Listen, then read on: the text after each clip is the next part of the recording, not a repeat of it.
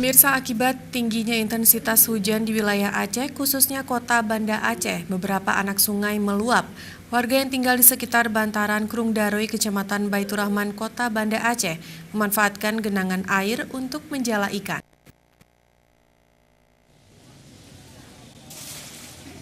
Warga yang tinggal dekat bantaran Sungai Krung Daroi, Kecamatan Baitur Rahman, Kota Banda Aceh tidak pernah melewati setiap Sungai Krung Daroi meluap.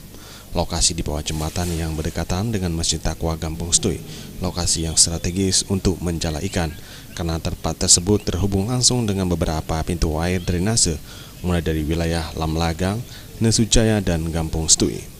Sebelum air sungai meluap, warga sudah lebih dulu membersihkan dasar sungai agar saat dilempar jala tidak tersangkut dengan kayu atau sampah yang mengendap di dasar sungai. Suheri dan beberapa rekan lainnya rutin menjala ikan setiap air Sungai Krung Daroi meluap.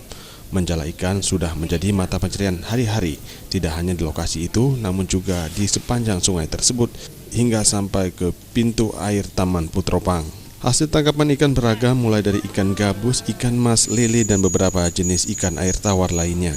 Tim Liputan Aceh TV.